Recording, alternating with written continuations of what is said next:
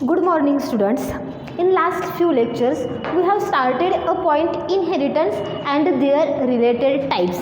In inheritance concept we study the single inheritance, multiple inheritance and hierarchical inheritance examples. Today we are going to study a multiple inheritance conflict. What is mean by multiple inheritance conflict?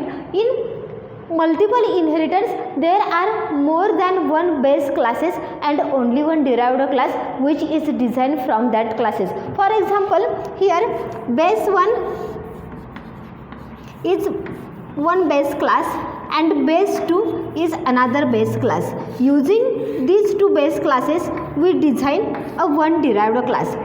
ज्याला आपण multiple inheritance study करतो त्याला त्याचं diagrammatically representation काय येऊ तर या पद्धतीचं त्याचं डायग्राम येते. म्हणजे याच्यामध्ये more than one base classes आहेत. For example B1 and B2 हे बेस क्लास म्हणून यूज केले जातात आणि त्याचे कॉम्बिनेशनल फीचर्स कुणामध्ये आपल्याला पाहायला मिळतात तर D1 हा एक सिंगल डिराइव्ड क्लास तयार केला जातो. आता इथं कन्फ्लिक्ट किंवा ॲम्बिग्युटी म्हणजे काय बघा तर ज्याला तुम्ही हा मल्टिपल इनहेरिटन्स तयार करता त्याला त्याच्यामध्ये more than base class use केले जातात आणि अशा बेस क्लासमध्ये जर सेम नावाची मेथड यूज केली असेल म्हणजे फॉर एक्झाम्पल B1 हा जो बेस क्लास आहे याच्यामध्ये शो ही मेथड यूज केलेली आहे आणि B2 हा सुद्धा बेस क्लास आहे की ज्याच्यामध्ये शो ही मेथड यूज केलेली आहे. मग ज्या वेळेला डिराइव्ड क्लास हा तयार केला जातो त्याला तो डिराइव्ड क्लास जर B1 आणि B2 या दोन बेस क्लासपासून डिझाईन केला असेल तर त्याच्याकडं दोन शो नावाच्या मेथड्स येणार आहेत. एक B1 कडून आलेली असेल आणि एक B2 कडून आलेली असेल. मग अशा वेळेला आपण नॉर्मली ऑब्जेक्ट जे क्रिएशन करतो ते ऑब्जेक्ट कुठलं क्रिएशन केलं जातं तर डिराइव्ड क्लासचा आपण ऑब्जेक्ट तयार करतो की जेणेकरून आपल्याला बेस क्लासमध्ये ज्या काही मेथड्स डिक्लेअर केलेल्या आहेत त्या ॲक्सेस करता येतील. मग ज्याला मी डिराइव्ड क्लासचा ऑब्जेक्ट तयार करते आणि त्याचा यूज करून जर मी बेस क्लासमधली शो मेथड ही कॉल करत असेल त्याला त्याच्याकडे दोन बेस क्लासेस आहेत. एक आहे B1 आणि एक आहे B2. मग आणि शो नावाची ही जी मेथड आहे ती दोन्ही क्लासमध्ये अवेलेबल आहे. मग त्यावेळेला तिथं कंपायलेशन एरर येऊ शकते की ॲब्सोल्युटली कोणती तुमची शो मेथड आहे ती कॉल करायची आहे. त्याला त्या कन्सेप्टला काय म्हटलं जातं तर मल्टिपल इनहेरिटन्स कन्फ्लिक्ट म्हटलं जातं किंवा ॲम्बिग्युटी इन मल्टिपल इनहेरिटन्स. बघा ॲम्बिग्युटी कधी तयार होते तर ज्या वेळेला बेस क्लासेस तुम्ही डिराइव्ड क्लासमध्ये यूज करता आणि जर बेस क्लासमध्ये सेम नावाच्या मेथड्स यूज केल्या असतील तर त्या ठिकाणी डिराइव्ड क्लासकडे मल्टिपल फॉर्म्स ऑफ त्या मेथड्स तयार होतात. मग ॲक्च्युली तुमची मेथड्स कोणती कॉल करायची त्याच्यासाठी कंपायलेशन एरर येऊ शकतं. त्याच्यासाठी आपण काय बघणार आहोत तर मल्टिपल इनहेरिटन्स कन्सेप्ट जो आहे किंवा याच्यामध्ये कन्फ्लिक्शन कसं तुम्ही अवॉइड करू शकता त्याच्यासाठी आपण एक शॉर्ट प्रोग्राम इथं मी राईट डाऊन करते.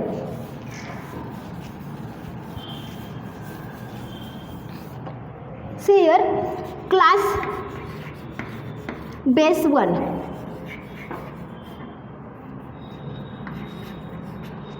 या क्लास बेस 1 मध्ये ॲक्सेस स्पेसिफायर यूज करा public. Okay public access specifier use करते मी आणि एक मेथड राईट डाऊन करते वाईड शो.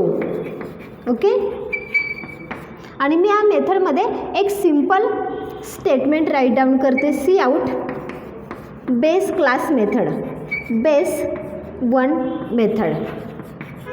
बघा मी तर कॉम्प्लिकेटेड काही प्रोग्राम कोड राईट डाऊन करत नाही आहे. एक सिंपल कोड आपण राईट डाऊन करणार आहोत की ज्याला बेस क्लासचा यूज करून तुम्ही डिराइव्ड क्लास तयार करता आणि त्या डिराइव्ड क्लासकडे जर मल्टिपल बेस क्लासेस असतील आणि त्या मल्टिपल बेस क्लासमध्ये जर सेम नावाची मेथड यूज केली असेल तर तुम्हाला कंपायलेशन एरर कोणत्या पद्धतीची येऊ शकते आणि ती कंपायलेशन एरर तुम्ही मिनिमाइज कशी करू शकता किंवा ती कंपायलेशन जी तुम्हाला एरर येते ती तुम्ही काढून कशी टाकली जाऊ शकते त्याच्याशी रिलेटेड आपण हा प्रोग्राम कोड बघणार आहोत. ओके मी इथं बेस क्लास तयार केलेला आहे क्लास बेस 1. ओके इथं मी सेकंड क्लास तयार करते क्लास बेस 2.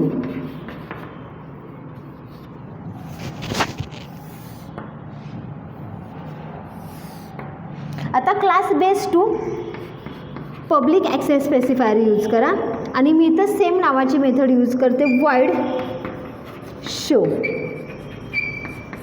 आणि एक मेसेज प्रिंट आउट करते C out base 2 method.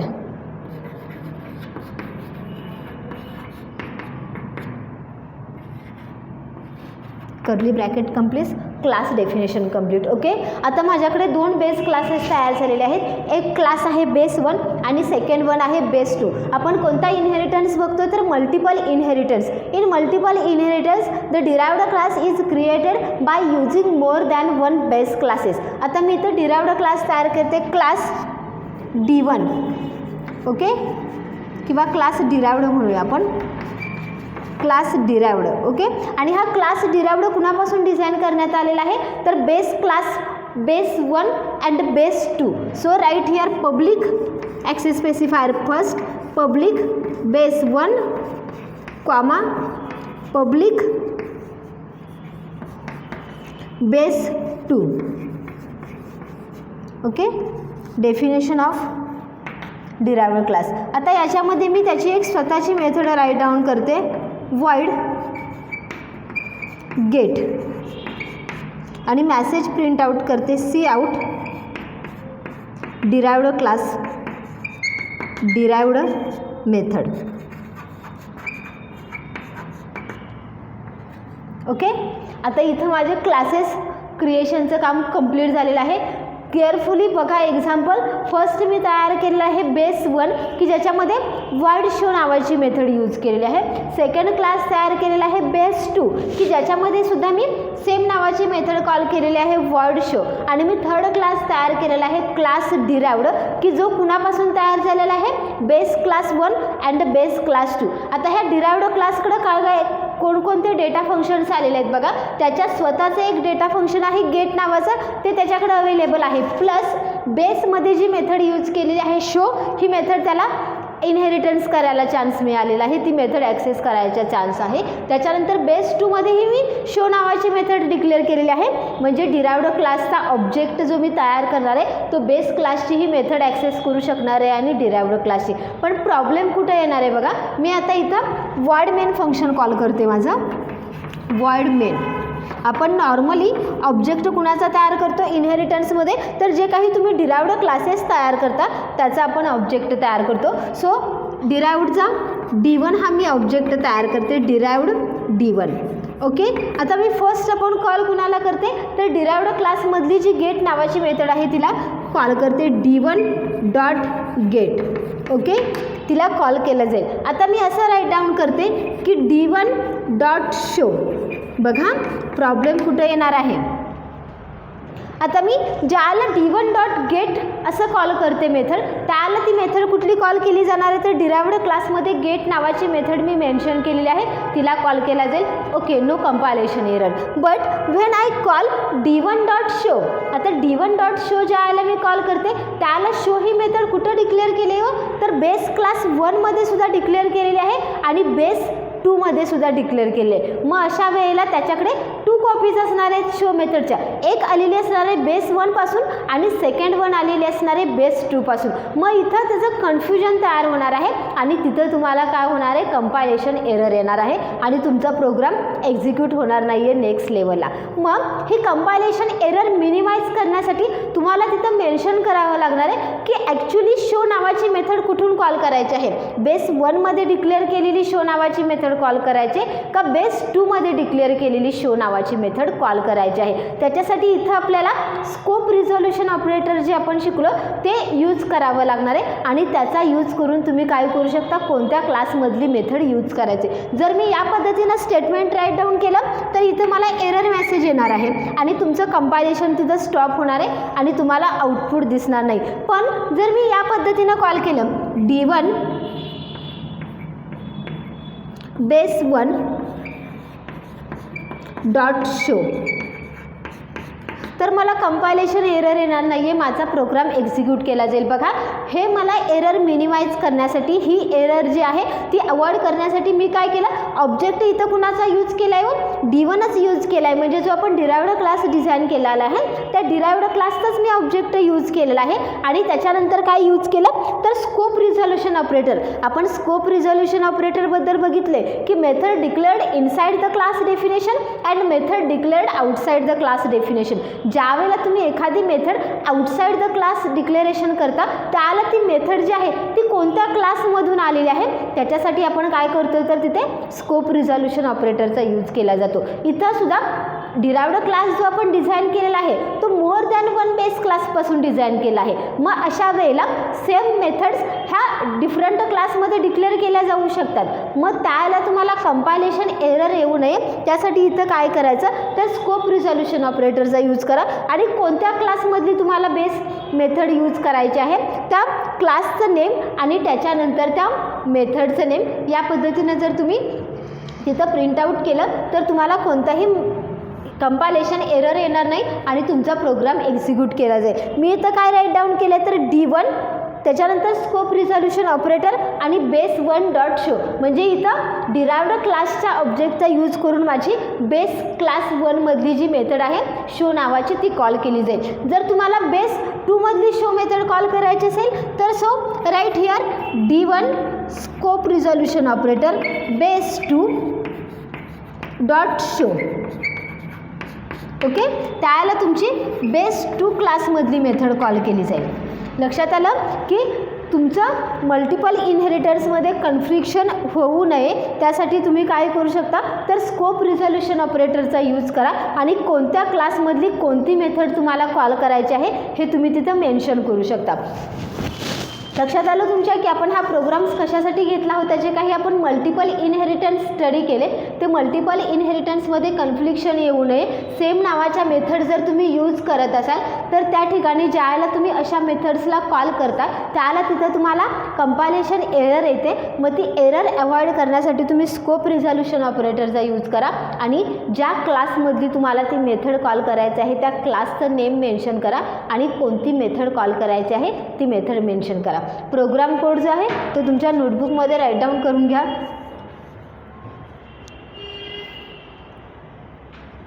Okay, next point आपण बघूया इनहेरिटन्सशीच रिलेटेड आहे.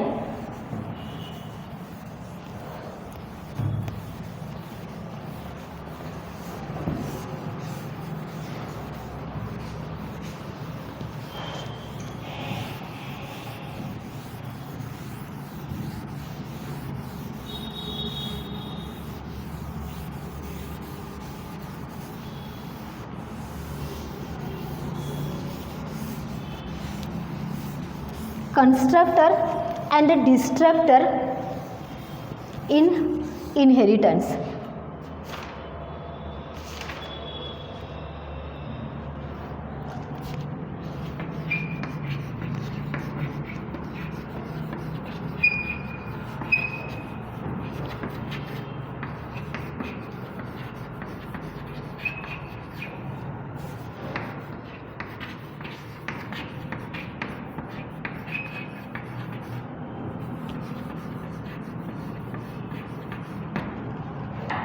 आता आपण लास्ट काही लेक्चर्समध्ये कन्स्ट्रक्टर अँड डिस्ट्रक्टर जे आहे त्याचं मीनिंग स्टडी केलेलं आहे. कन्स्ट्रक्टरचं मीनिंग काय आहे तर ऑब्जेक्ट क्रिएशन झाल्या जी मेथड कॉल केली जाते तिला काय म्हटलं जातं कन्स्ट्रक्टर म्हटलं जातं किंवा ऑब्जेक्ट बिल्ड करण्यासाठी ऑब्जेक्ट कन्स्ट्रक्ट करण्यासाठी काय केला जातो बेसिकली या कन्स्ट्रक्टरचा यूज केला जातो. आणि डिस्ट्रक्टरचं मीनिंग काय आहे हो तर ज्याला तुमचा ऑब्जेक्टचा स्कोप हा संपतो किंवा ऑब्जेक्ट हे अलाइव्ह होतं त्याला जी मेथड कॉल केली जाते त्या मेथडला काय म्हटलं जातं डिस्ट्रक्टर. ह्या दोन्हीही मेथड्स इम्प्लिसिटली कॉल केल्या जातात. म्हणजे फॉर एक्झाम्पल तुम्ही जर तुमच्या प्रोग्राममध्ये कन्स्ट्रक्टर डिफाईन केला नसेल तरी सिस्टीम ॲटोमॅटिकली त्याच्यासाठी एक डिफॉल्ट कन्स्ट्रक्टर तयार करते आणि ज्याला तुम्ही त्या क्लासचा ऑब्जेक्ट तयार करता त्याला तो डिफॉल्ट कन्स्ट्रक्टर काय केला जातो कॉल केला जातो. सेम त्याच टाईपनं डिस्ट्रक्टरही कॉल केले जातात. जर तुम्ही तुमच्या प्रोग्राममध्ये डिस्ट्रक्टर्स यूज केला नसेल तर सिस्टीम ॲटोमॅटिकली तिथं डिस्ट्रक्टर प्रोव्हाइड करत असते आणि जे काही तुम्ही ऑब्जेक्ट क्रिएट केलेले आहेत ते ऑब्जेक्ट डिस्ट्रॉय करायचं काम करत असते. या दोन्हींचाही सिंटॅक्स काय आहे हे आपण स्टडी केले की कन्स्ट्रक्टरचं जे नेम आहे सेम तुमच्या क्लास नेमसारखं असतं. ते कोणतंही रिटर्न टाईप नाही आहे. डिस्ट्रक्टरचं नेमसुद्धा सेम क्लास नेमसारखंच असतं, फक्त त्याच्या अगोदर टिल्ड हा ऑपरेटर तिथे यूज केला जातो. आता इथं आपल्याला कन्सेप्ट काय बघायचं आहे बघा, constructor and destructor in derived classes. आता आपण इथं इनहेरिटन्स ही कन्सेप्ट शिकतो.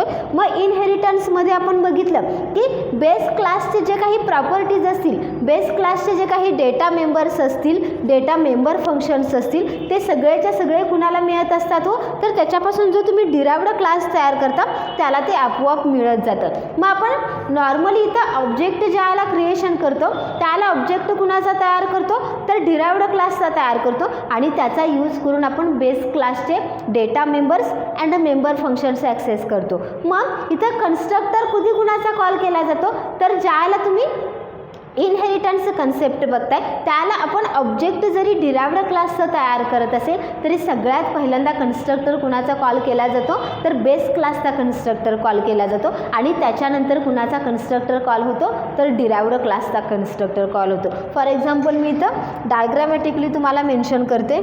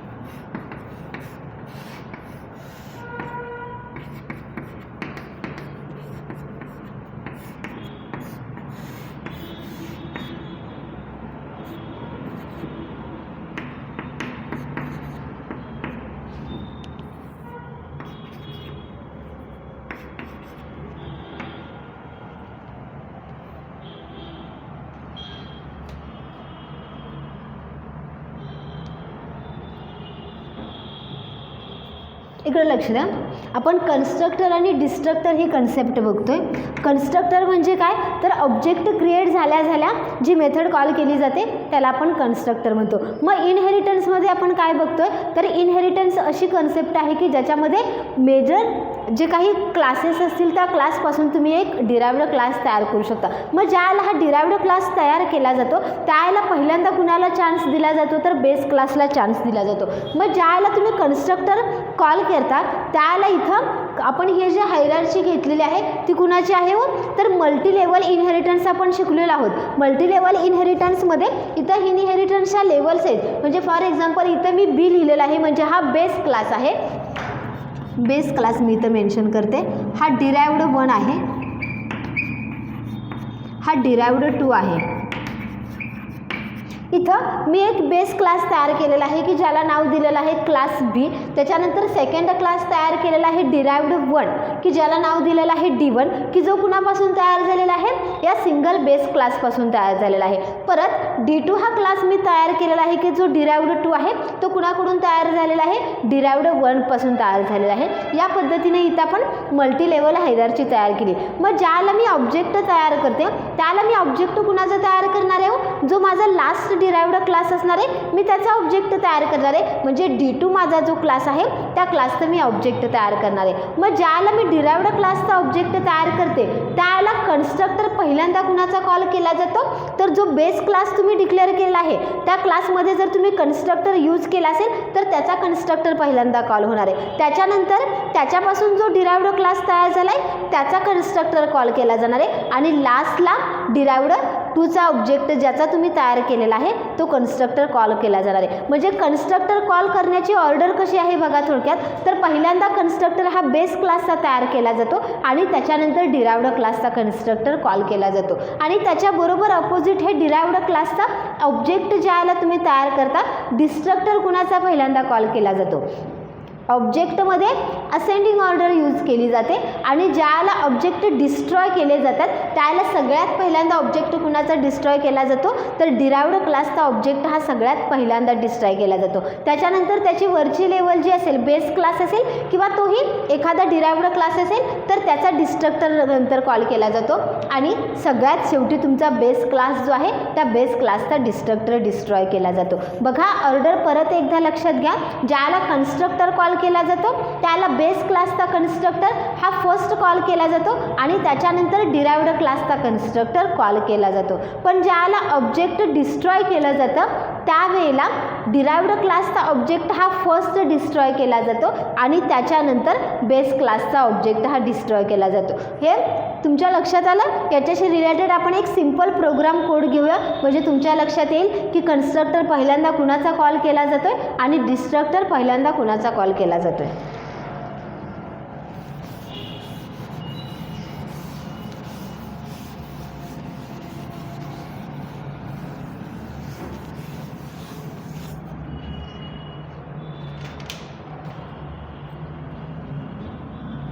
क्लास बेस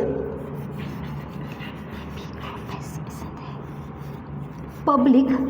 आपण कन्स्ट्रक्टर आणि डिस्ट्रक्टर हे दोन्हीही कुठं डिक्लेअर करतो, तर पब्लिक सेक्शनमध्येच आपल्याला कन्स्ट्रक्टर आणि डिस्ट्रक्टर हे डिक्लेअर करावे लागतात. ओके, मी इथं क्लास बेस हा एक डिक्लेअर केलेला आहे. याच्यामध्ये मी पहिल्यांदा कन्स्ट्रक्टर डिक्लेअर करते. कन्स्ट्रक्टरचं नेम हे सेम तुमच्या क्लास नेमसारखंच येतं. So right here base. Okay, आणि त्याच्यानंतर कन्स्ट्रक्टरच्या डेफिनेशनमध्ये मी काय राईट डाऊन करते, तर सी आउटमध्ये एक मेसेज देते, base class constructor. Base constructor.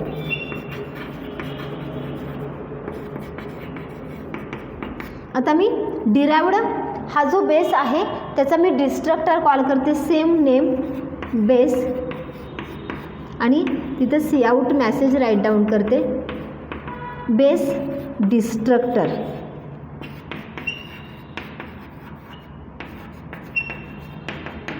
Okay, माझं डिस्ट्रक्टर राईट डाऊन करून झालेलं आहे. माझं क्लास डेफिनेशन कंप्लीट झालेलं आहे. बघा आपण क्लास बेस हा तयार केलेला आहे की ज्याच्यामध्ये एक कन्स्ट्रक्टर यूज केलेला आहे आणि एक डिस्ट्रक्टर. बाकी कोणतीही मेथड मी तिथं मेन्शन केलेली नाही आहे कारण माझा फोकस काय आहे आता, तर मला कन्स्ट्रक्टर आणि डिस्ट्रक्टर जे आहे ते स्टडी करायचं आहे. कोणता कन्स्ट्रक्टर हा पहिल्यांदा कॉल केला जाणार आहे आणि कोणता कन्स्ट्रक्टर हा नेक्स्ट कॉल केला जाणार आहे. आता ह्या बेस क्लासचा यूज करून मी एक डिराइव्ड क्लास तयार करते. क्लास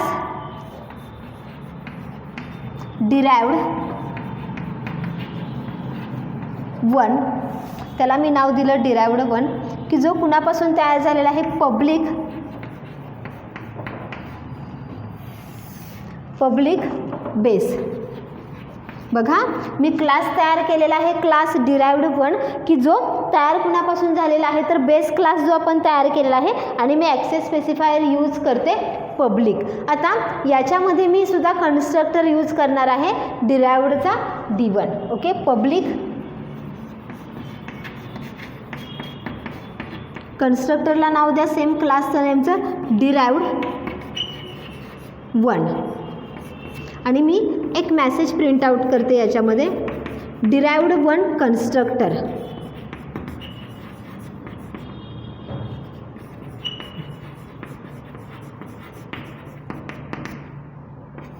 सेम त्याच टाईपनं मी डिस्ट्रक्टर कॉल करते, डिराइव्ड 1. सी आउट करते message, derived destructor.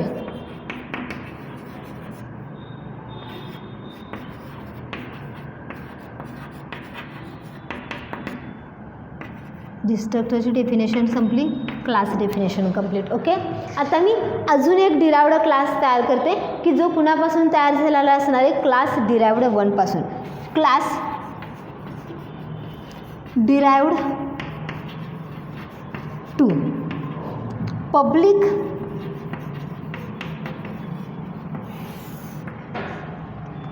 Derived 1.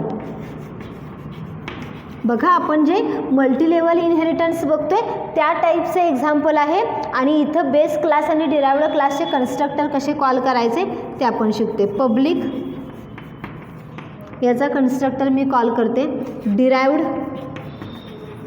To. Okay, तिथं मॅसेज टाकते C out derived two constructor.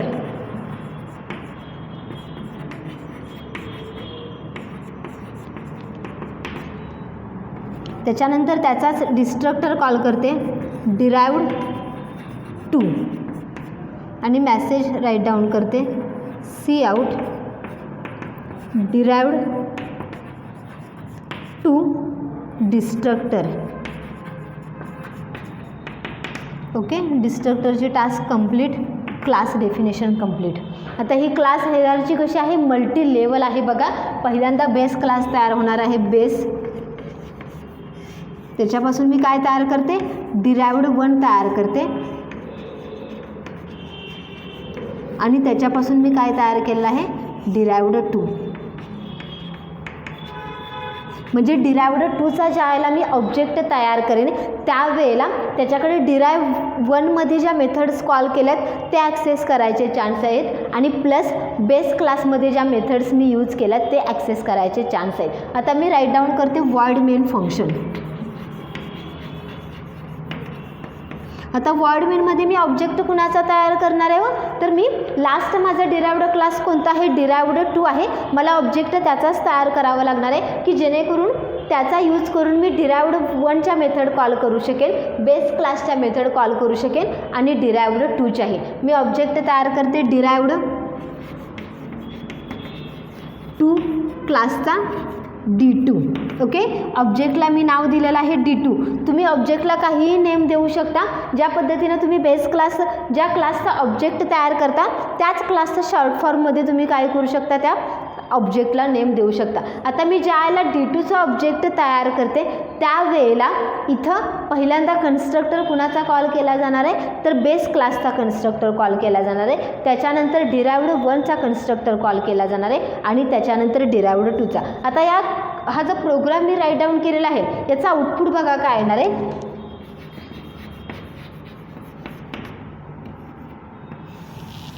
याचा आउटपुट काय येणार आहे बघा. आपल्याला माहिती आहे की ज्याला तुम्ही कोणत्याही क्लासचा ऑब्जेक्ट तयार करता त्याला त्या क्लासचा कन्स्ट्रक्टर ॲटोमॅटिकली कॉल होतं. त्याच्यासाठी तुम्हाला कोणतेही डॉट ऑपरेटरचा यूज करायची गरज नाही आहे. ॲटोमॅटिकली तो कन्स्ट्रक्टर कॉल केला जातो ऑब्जेक्ट क्रिएशन नंतर. आता ज्याला मी डिराइव्डचा D2 हा ऑब्जेक्ट तयार करते त्याला जर मगाची तुम्ही डायग्राम व्यवस्थित पाहिली असेल तर ज्याला तुम्ही डिराइव्ड क्लासचा ऑब्जेक्ट तयार करता त्याला सगळ्यात पहिल्यांदा कन्स्ट्रक्टर कुणाचा कॉल केला जातो तर बेस क्लासचा. मग आपला त्याचा बेस क्लास कुठला आहे तर बेस आहे. मग त्याची कन्स्ट्रक्टर कॉल केला जाणार आहे. आउटपुटमध्ये पहिलं स्टेटमेंट येणार आहे बेस कन्स्ट्रक्टर. त्याच्यानंतर कोणता आपण डिराइव्ड क्लास तयार केला आहे D1 हा डिराइव्ड क्लास तयार केला आहे की जो डायरेक्टली बेसपासून तयार झाला आहे. मग पहिल्यांदा कन्स्ट्रक्टर बेसचा कॉल केल्यानंतर कन्स्ट्रक्टर कुणाचा कॉल केला जाणार आहे डिराइव्ड 1चा. So right here derived 1 constructor आणि लास्टला ज्या क्लासचं तुम्ही ऑब्जेक्ट तयार केलेला आहे त्याचा कन्स्ट्रक्टर कॉल केला जाईल म्हणजेच डिराइव्डचा D2 constructor. Derived two constructor. आता हे कन्स्ट्रक्टर कॉल झाले. कन्स्ट्रक्टर कॉल केल्यानंतर ते तुम्हाला त्याचं काम संपल्यानंतर त्याला दिलेली टास्क कंप्लीट झाल्यानंतर ते ऑब्जेक्ट आपल्याला काय करावे लागतात डिस्ट्रॉय करावे लागतात. मग ज्याला तुम्ही ऑब्जेक्ट डिस्ट्रॉय करता त्याला सगळ्यात पहिल्यांदा ऑब्जेक्ट कुणाचा डिस्ट्रॉय केला जातो तर जो काही लास्टला डिराइव्ड झालेला क्लास असेल त्याचा. म्हणजे ही जर डायग्राम बघितली तर याच्यामधला लास्ट क्लास कोणता आहे डिराइव्ड 2. मग ऑब्जेक्ट पहिल्यांदा डिस्ट्रॉय कुणाचा होणार आहे तर डिराइव्ड 2चा. म्हणजे त्याचा हा डिस्ट्रक्टर कॉल केला जाईल आणि मॅसेज येणार आहे डिराइव्ड टू डिस्ट्रक्टर. डिराइव्ड 2चा ऑब्जेक्ट डिस्ट्रॉय झाल्यानंतर परत कुणाचा ऑब्जेक्ट डिस्ट्रॉय केला जाणार आहे तर डिराइव्ड 1 हा जो क्लास मी डिक्लेअर केला आहे त्याचा ऑब्जेक्ट डिस्ट्रॉय केला जाईल आणि त्याच्यातली डिस्ट्रक्टर ही मेथड कॉल केली जाईल की ज्याच्यामध्ये मी राईट डाऊन केलेला आहे डिराइव्ड 1 डिस्ट्रक्टर. आणि लास्टला ऑब्जेक्ट कुणाचा डिस्ट्रॉय केला जाणार आहे, तर जो तुम्ही बेस क्लास वापरताय त्या बेस क्लासचा ऑब्जेक्ट हा लास्टला डिस्ट्रॉय केला जाईल. मग बेस डिस्ट्रक्टर या पद्धतीने तुमचे ऑब्जेक्ट क्रिएशन केले जातील.